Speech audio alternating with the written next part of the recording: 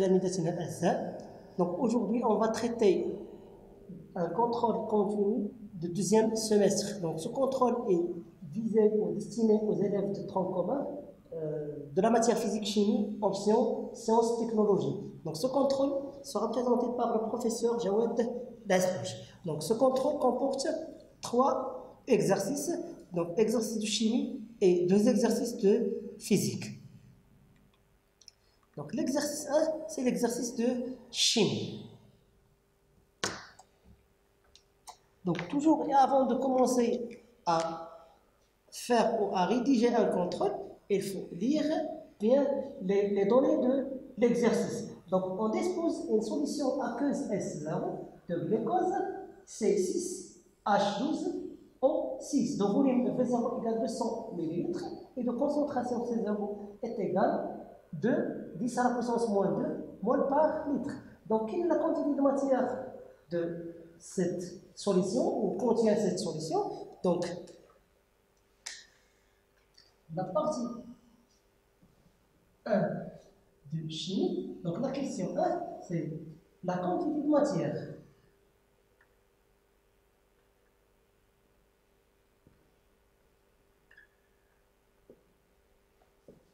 Donc la quantité de matière de la solution,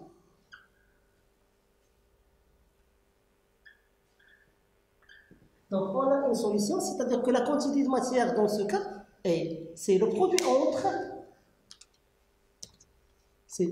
entre le volume et la concentration C0. Donc N de C6H12O6 est égal C fois V. Donc toujours dans un contrôle, il faut mettre la relation avant l'application numérique. Donc l'application numérique dans ce cas,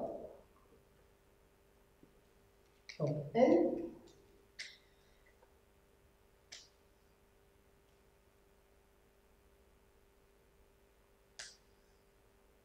C6H12O6 est égal C, 2 fois 10 à la puissance moins 2 fois le volume, c'est 200 fois 10 à la puissance moins 3. C'est-à-dire on doit transformer le volume de 200 ml en litres.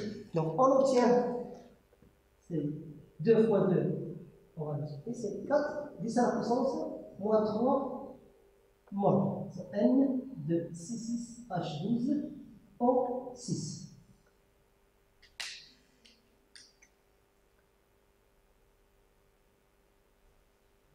La deuxième question, c'est quelle est la masse de glucose contient cette solution?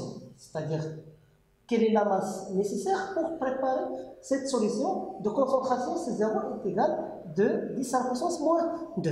Donc, la masse du glucose, donc on a la relation que N est égale M sur M, c'est-à-dire que N, la quantité de matière est égale à la masse sur la masse molaire. Donc, la masse est égale à la quantité de matière fois la masse molaire. Donc, on a la quantité de matière calculée dans la question précédente. On doit déterminer la masse molaire de glucose. Donc, la masse molaire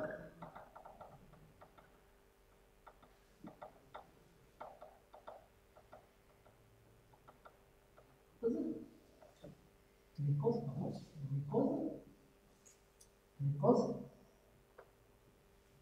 donc NC6H12O6 est égal. Donc les atomes constituants de cette molécule, c'est le carbone plus l'hydrogène plus l'oxygène. C'est-à-dire que le nombre de chaque atome, c'est 6 fois, donc c'est 12 et 6. Donc on obtient 6 moins 12 plus 11 plus 12 fois 1 plus 6 fois 16. Et on obtient 180 grammes par mol. C'est la masse molaires de C6H12O6. Donc, après le calcul de la masse molaire et la quantité de matière, on fait le lien entre ces deux paramètres, c'est-à-dire le lien entre la masse molaire et la quantité de matière. Donc, on remplace dans l'équation. Dans la relation 1, M est égal, c'est 4 fois 10 à la puissance moins 3 fois 180. On obtient que la masse est égale 3,6.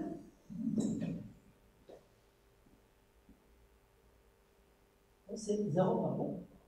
0,72. 0,72. C'est l'application numérique dans ce cas. Donc, troisième question, quelle est la concentration massique?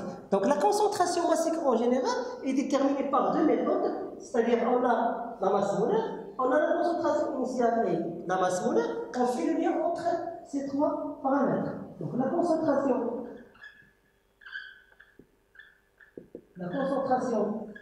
massique, donc Cl est égal soit à la masse divisée par le volume, soit la masse molaire fois la concentration molaire. Donc on obtient que Cl est égal à 0,72 divisé par le volume, c'est 200 fois 10 à la puissance moins 3, ou est égal, c'est-à-dire 180, c'est-à-dire c'est la masse molaire, fois la concentration initiale, c'est 10 à la puissance moins 2. Et on obtient que Cl est égal à 3,6 grammes par litre.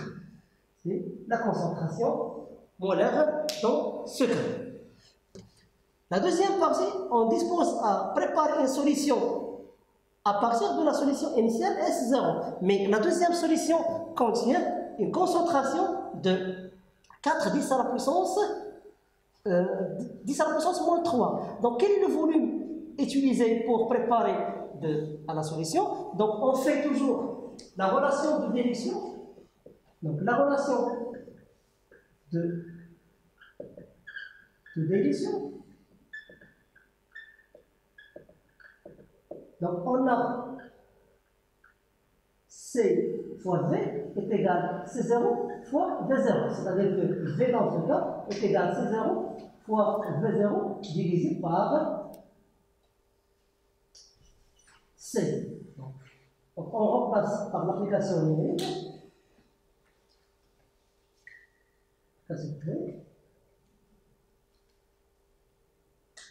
V est égal, donc c'est 2 fois 10 à la puissance moins 2 fois le volume 200 fois 10 à la puissance moins 3 divisé par 4 fois 10 à la puissance moins 3 et on obtient le volume est égal à 500 millilitres. Donc la question 5, donc quel est le volume d'eau ajouté dans ce cas? Donc le volume calculé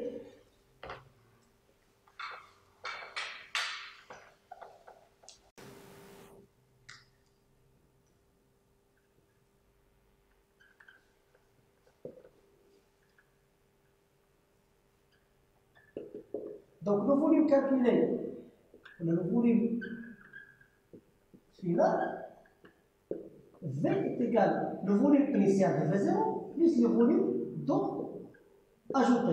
Donc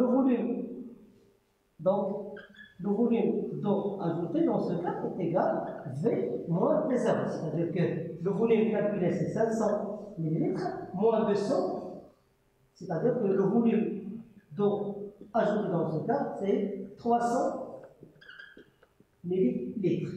C'est le volume d'eau ajouté. Donc, la deuxième partie de chimie a pour 4 points.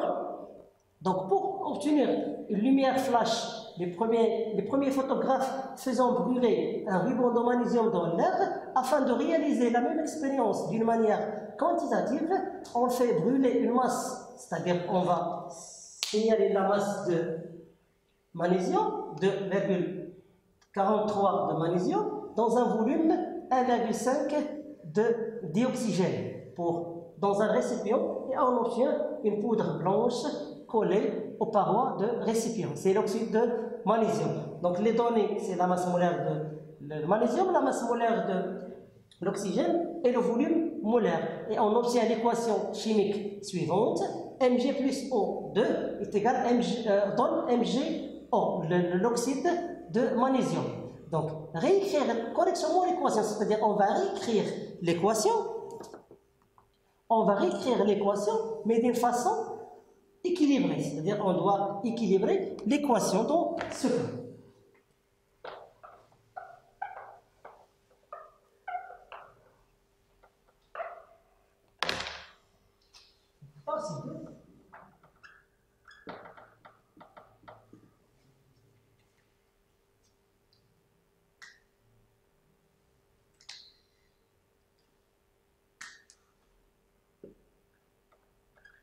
L'équation de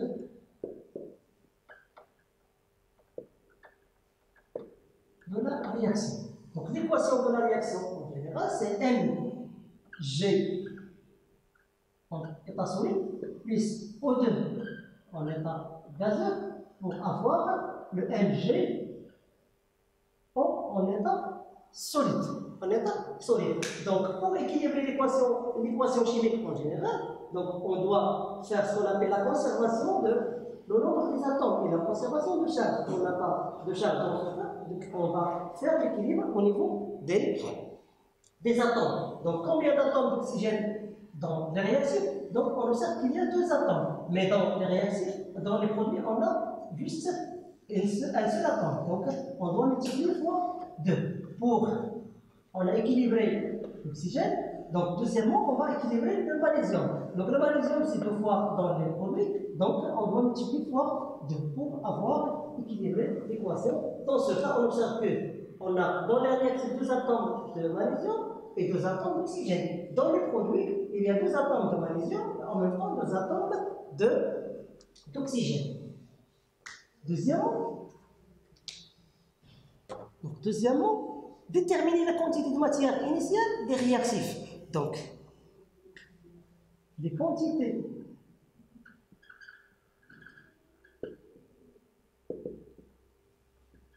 de matière des réactifs. Donc, les réactifs, on a Mg, on a O2.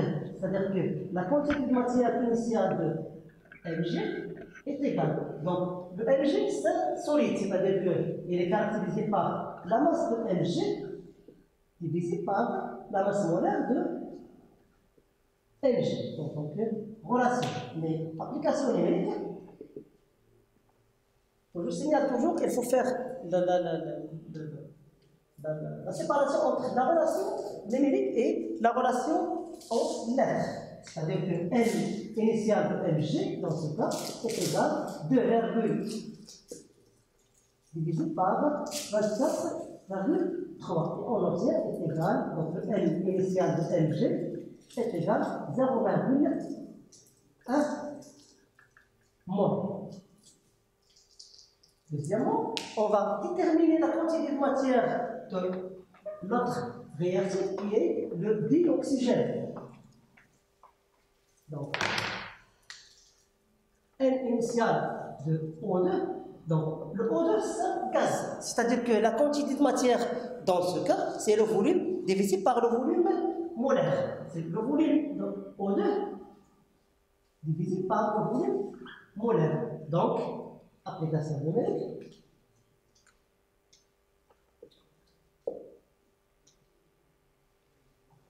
NO2 est égal, c'est 1,5 divisé par le volume molaire, c'est 25. Donc on obtient c'est 0,06 mol. C'est la quantité de matière initiale de O2. Troisièmement, dresser le tableau descriptif ou le tableau d'avancement. Donc on va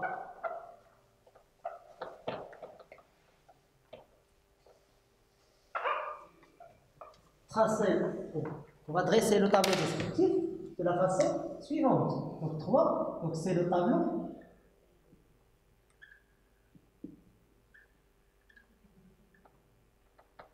Donc le tableau d'avancement en général contient l'équation chimique. L'équation chimique. Au-dessus de l'équation chimique, on a l'état et l'avancement. Donc l'équation chimique, c'est 2 fois Mg, c'est-à-dire 2 atomes de magnésium, avec O2, donc c'est-à-dire solide, gaz, pour avoir 2 fois le Mg, l'oxyde de magnésium en état solide. Donc le tableau descriptif contient juste les quantités de matière en mol. Donc,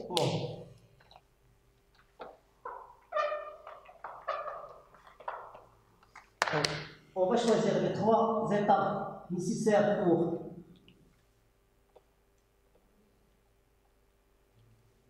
l'étape initiale, l'étape intermédiaire et l'étape finale. Donc chaque état est caractérisé par l'avancement. Donc à l'état initial, l'avancement est nul. À l'état intermédiaire, c'est x. Et l'état final, c'est la valeur de x max. Donc, on va diviser le tableau descriptif de la façon suivante pour avoir 3 cas, c'est-à-dire 2 réactifs, un seul produit. Donc, la quantité de matière initiale dans ce cas, soit est initiale de Mg, soit on remplace par sa valeur calculée déjà, c'est 0,1. Donc, la même chose pour l'oxygène, c'est N initial de l'oxygène, soit on s'intéresse à la valeur 0,06. Donc, à l'état initial, toujours, le produit est nul. Donc, l'état intermédiaire, c'est 0,1 moins la valeur de x, c'est-à-dire on observe qu'il y a la disparition des produits et l'apparition des réactifs. Donc, la quantité de matière des réactifs diminue, par contre, des produits augmentent au fur et à mesure avec le temps. C'est 0,06 moins x, donc x, 0,1 moins x max, 0,06 moins x max, c'est x max. Et on s'intéresse au coefficient stoichiométrique. Donc pour le coefficient stoichiométrique à côté de magnésium, c'est 2. C'est-à-dire chaque avancement doit être relié à la valeur de coefficient stoichiométrique. C'est-à-dire que 2x max, 1. Donc 1, c'est 2 et 2x max. C'est-à-dire, à l'instant t égale 0 ou à l'état initial, la quantité de matière de MgO en tant que solide produit est nulle. Mais on observe au fur et à mesure donc l'apparition de MgO et en même temps la disparition ou l'élimination de l'un des réactifs. Quatrièmement, c'est calculer ou déterminer la valeur de x max et on va déduire quel est le réactif limitant. Donc, pour déterminer plutôt la valeur de x max,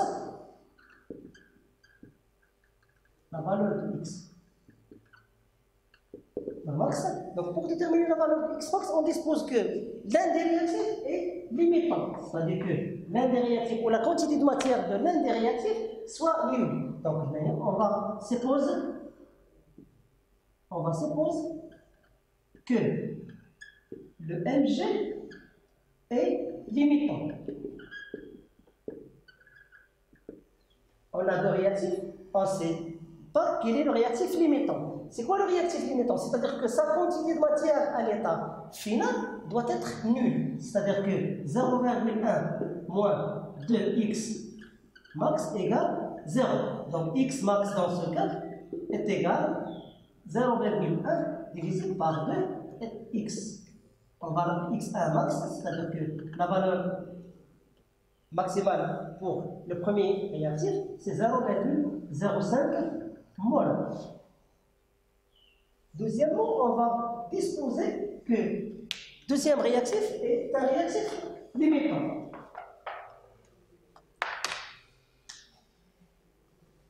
Donc, on suppose que O2 est limitant. C'est-à-dire que 0,06 moins x max est égal à 0. C'est-à-dire que x2 max, la deuxième valeur de x max, est égale à 0,06 mol. Donc, on a deux valeurs x max, une valeur égale 0,05 et une valeur égale 0,06. Mais quel est le réactif limitant? On fait la comparaison entre x1 max et x max 2 et on va choisir la valeur la plus petite. On a x1 max qui est inférieur à x2 max. Donc, la valeur de x max est la valeur la plus petite, 0,05 mol. C'est la valeur la plus petite. Deuxièmement, pour déterminer le réactif limitant, c'est le réactif correspond à la valeur de x max. Dans ce cas, c'est le magnésium. Donc, le réactif limitant est Mg. C'est le réactif limitant. Dernièrement, on donnait la quantité de matière ou le bilan de la matière dans l'état final. Donc, le bilan de la matière à l'état final.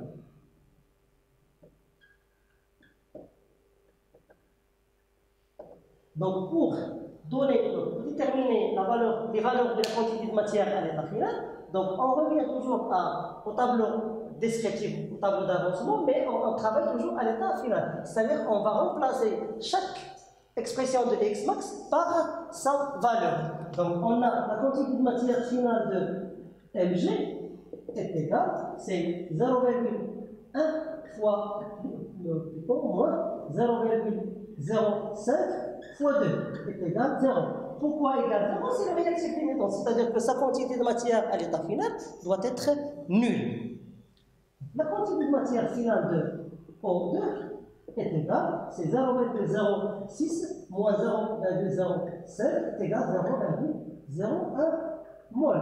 Par contre, la quantité de matière finale de produit formé, MgO, c'est 0,05 fois 2 est égal, c'est 0,1 mol. C'est la quantité de matière à l'état final. Mais on observe toujours que le réactif limitant, sa quantité de matière à l'état final égale 0, c'est-à-dire est nul. Donc, quel calcul ou la détermination de la chimie, on va passer à l'exercice 1 de physique.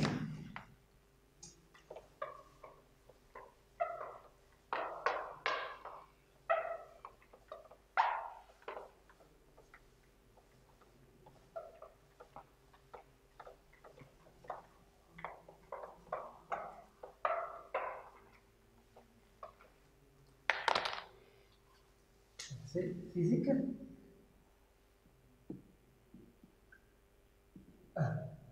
Donc, les exercices de physique sont divisés en deux parties, c'est-à-dire physique 1 et physique 2. Donc la physique 1, c'est 7 points, et on va considérer le schéma suivant, c'est-à-dire qu'un schéma ou un branche AB contient des conducteurs ohmiques, soit en série, soit en parallèle, et on va les déterminer c'est quoi la résistance équivalente. Donc la question a donné la loi d'Ohm. Donc la loi d'Ohm. Donc on considère toujours un conducteur ohmique de résistance R et de deux bornes A et B.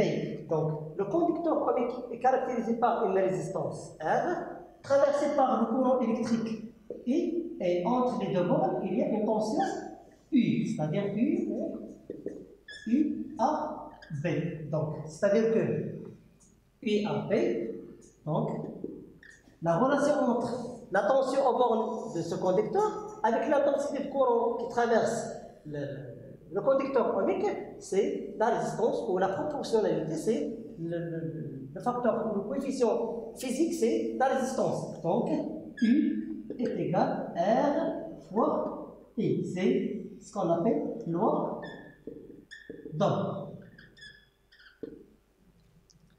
Deuxièmement, déterminer ou calculer la quantité, plutôt la résistance équivalente entre ces résistances ou ces conducteurs ohmiques. Donc, avant de faire les calculs dans ce cas, je dispose à faire le schéma A.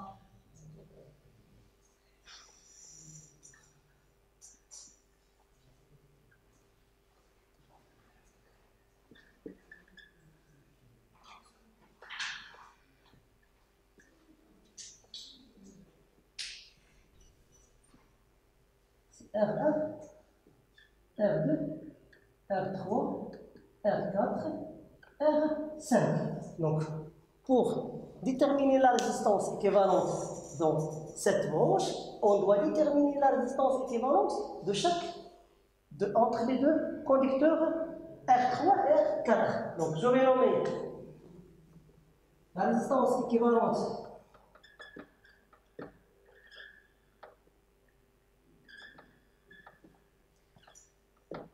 entre R3 et R4. Les deux résistances R3 et R4 sont branchées en série, c'est-à-dire que je vais nommer c'est R1 équivalente est égal, normalement, R3 plus R4.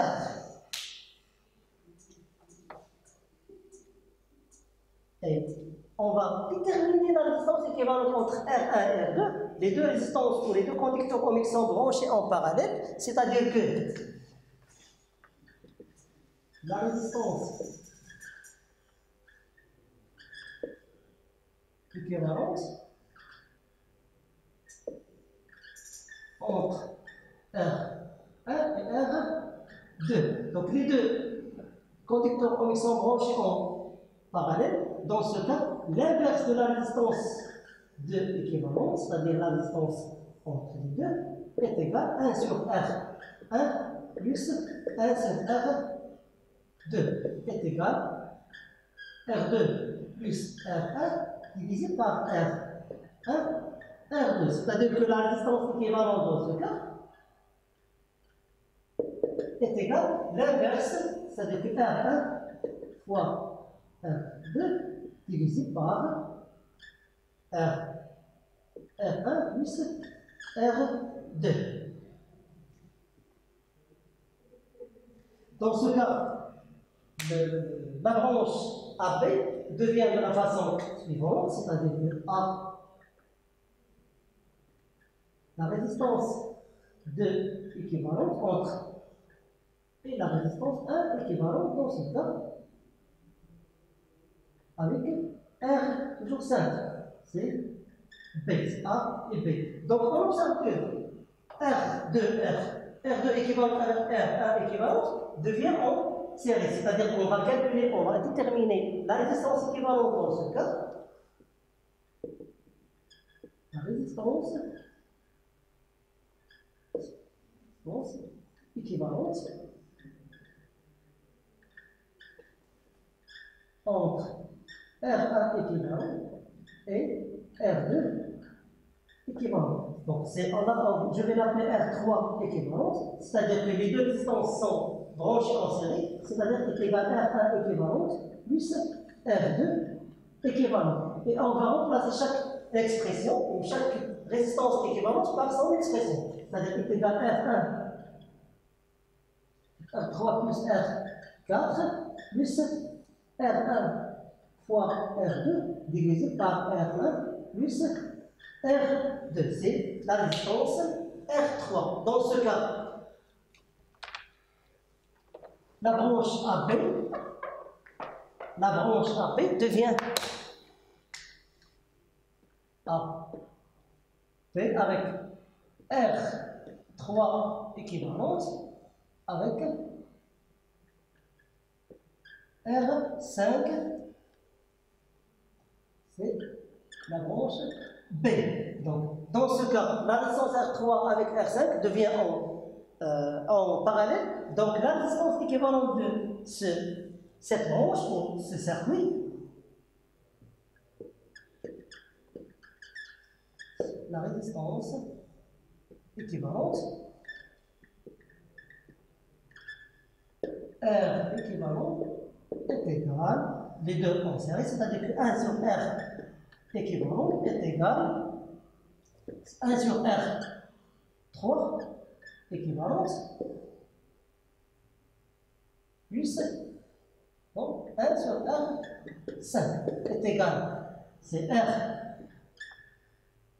R3 équivalente plus R5 divisé par le produit entre R équivalente 3 R5. Donc, pour calculer ou déterminer la valeur de la résistance équivalence, qu'est-ce qu'on doit faire? On va faire l'inverse de cette expression, c'est-à-dire que la résistance équivalente, dans ce cas, est égale, c'est R3 équivalente fois R5 divisé par R3 équivalente plus R5.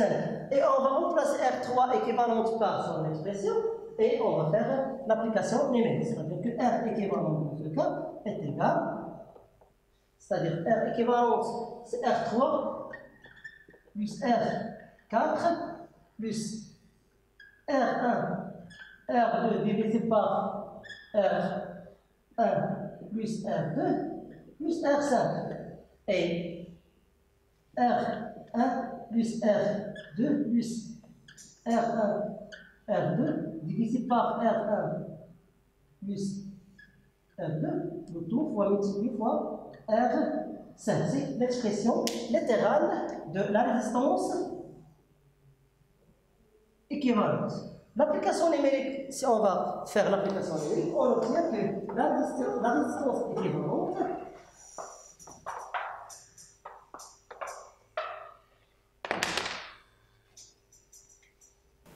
donc, troisièmement, donc on relie ces résistances ou ces conducteurs ohmiques avec un générateur, c'est-à-dire que 1, 2, 3, donc un générateur et avec la somme de c'est un générateur et la somme de la résistance équivalente des conducteurs ohmiques. Donc, on obtient, la première question, c'est déterminer le courant électrique qui circule dans le circuit électrique. Donc, le courant, ou l'intensité de courant électrique, donc, I, donc, selon la loi d'Ohm, on a U est égal R équivalente fois I, donc I est égal U, c'est-à-dire la tension en borne de générateur divisé par la résistance équivalente. Dans ce cas, on obtient application numérique que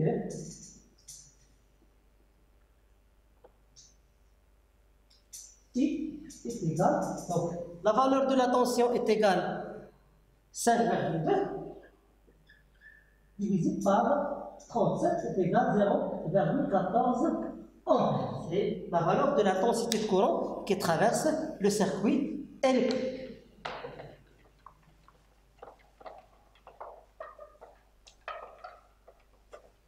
Donc, la troisième question, c'est calculer l'intensité I5 qui traverse le résisteur R5. Donc, on a l'intensité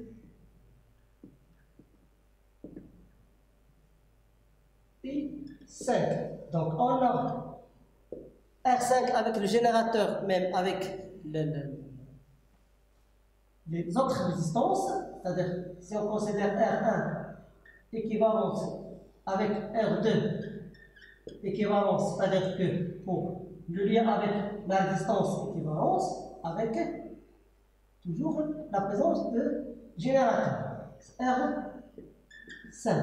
Donc, le conducteur ohmique R5 avec le générateur sont branchés en parallèle, c'est-à-dire qu'ils ont la même tension, c'est-à-dire que U est égal à R5 fois I5, c'est-à-dire que I5 dans ce cas est égal à U divisé par R5. Application numérique, on obtient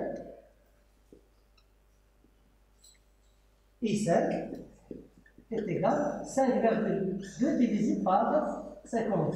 La valeur de la résistance équivalente dans ce cas est égale à 0,1 ampère. C'est l'application numérique. La quatrième question, ou la cinquième question, c'est on déduire la tension E3 et E4, c'est-à-dire les tensions aux bornes de quoi? Aux bornes de R4, R5. Sachant que la tension, en général, aux bornes des deux conducteurs, est égale plutôt la somme des deux tensions, c'est-à-dire la tension R4, R3 avec R1 ou R2, car R1 et R2 sont branchés en parallèle. Donc,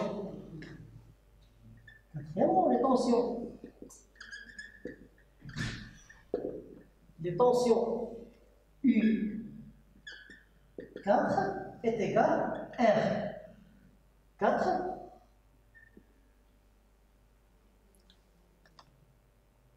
est égal à R4 fois I4. Et la tension T3 est égale à R3 fois I3. Donc, les deux conducteurs R3 et R4 sont branchés en série, c'est-à-dire qu'ils ont traversé par la même intensité de courant électrique. Donc, E3 et E4 sont les mêmes. Je vais les déterminer, on va les déterminer à partir de la loi du nœud. Donc, selon la loi du nœud, on a l'intensité de courant électrique I dans la branche A se divise en I5 et avec E3 en I4. Donc, I est égal à I5 plus I3. Donc, I3 dans ce cas est égal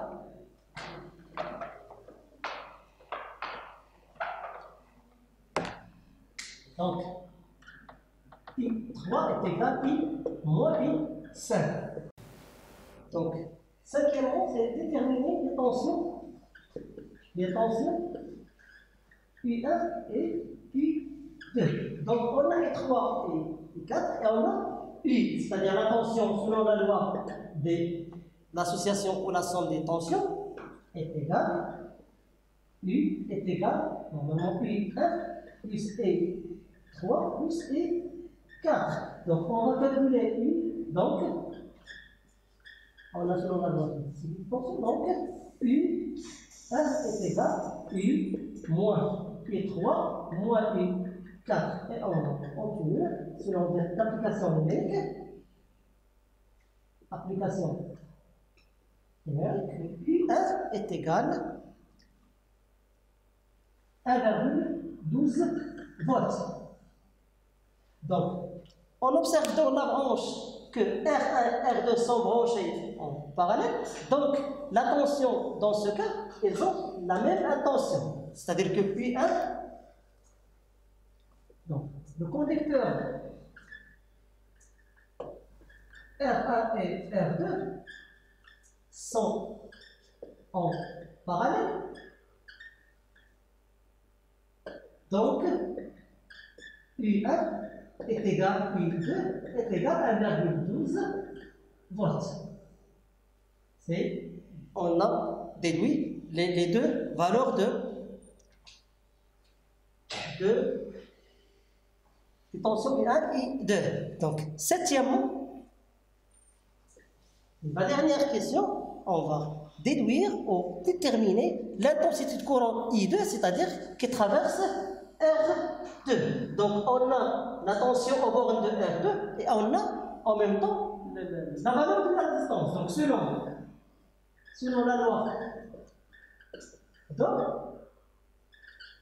U2 est égal à R2 fois I2. Donc, I2 est égal à U2 divisé par R2. Donc, application numérique dans ce cas.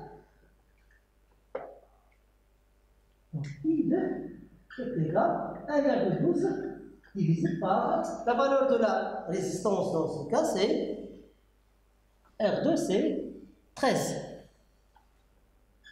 On obtient I2 est égal à 0,08 ampères. Donc, on a terminé l'énoncé de physique 1 et on va passer au physique 2. Donc, physique 2 comporte de faire le lien entre un dipôle passif et un dipôle actif. Donc, on considère un générateur G de force électromotrice E et un résisteur de résistance R.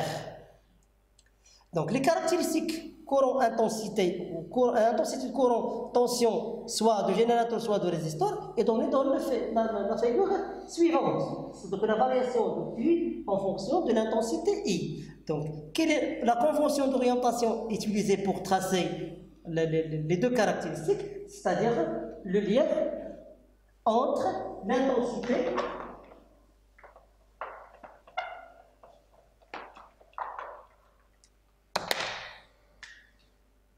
physique 2. La question 1, donc par convention, laquelle convention d'orientation utilisée pour tracer le tracé des deux caractéristiques. Donc pour le générateur, donc un générateur caractérisé par deux pôles P plutôt N négatif et B positif. C'est-à-dire que le courant électrique traverse ce pôle positif vers le pôle négatif et UPN, c'est-à-dire les deux, soit la tension et l'intensité, elles ont le même sens. Par contre, pour le résisteur de résistance R, donc on obtient que A, par exemple, B de R, donc si le courant traverse dans ce sens, donc UAB ou la tension, dans ce cas, c'est dans le sens inverse. Donc, le premier, c'est le générateur, ça a créé le courant électrique. Par contre, le résisteur, c'est un récepteur qui reçoit le courant électrique. Donc, dans l'équation caractéristique de résisteur, deuxièmement, l'équation caractéristique, c'est la loi d'Ohm. Caractéristique des résisteurs. Résistance, c'est la loi d'Ohm. Donc, dans ce cas, U de L est égal à R fois I. Donc, on va déterminer plutôt la résistance par, donc R est égal à UPL divisé par I. C'est la relation. Et pour déterminer la valeur en application numérique, on va choisir. Donc, pour déterminer la résistance, selon la courbe, on choisit deux points quelconques. Par exemple, je vais choisir le point, ce point-là. Donc, le point est caractérisé par une tension est égale à 1 et avec une intensité de courant égale à 250. C'est-à-dire que R est égal à 1 divisé par 250 fois 10 à la puissance moins 3. Donc, R est égal à 8 ohms. La valeur déterminée. Donc, troisièmement, c'est déterminer la force électromotrice. Donc, la force électromotrice, donc, c'est quoi? Normalement, pour un générateur UPN, donc UPN est égal à E moins R fois I. C'est-à-dire que lorsque la valeur de l'intensité de courant égale 0, donc UPN égale E. Donc, si on a UPN est égal à E moins R fois I, donc si I est égal à 0, dans ce cas UPN est égal à E.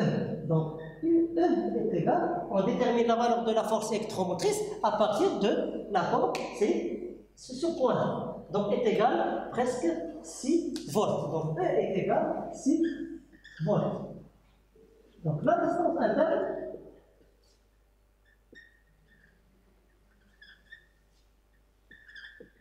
R.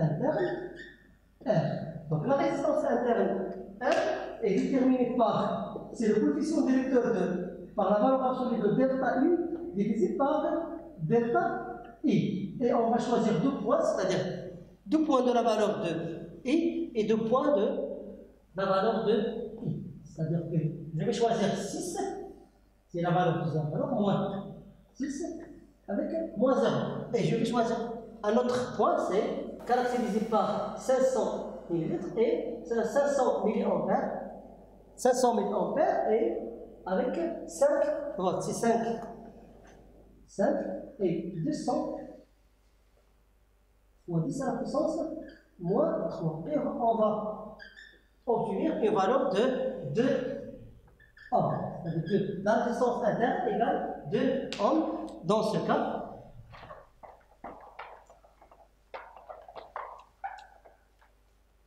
Donc, UPN, la tension au bord de générateur est égale à 6 moins 2 fois I. C'est la fonction caractéristique de générateur. Par contre, la tension au bord de résisteur est égale à 8 fois I. C'est la fonction caractéristique de résisteur. Quatrièmement, c'est le point. Les caractéristiques viennent du point de fonctionnement.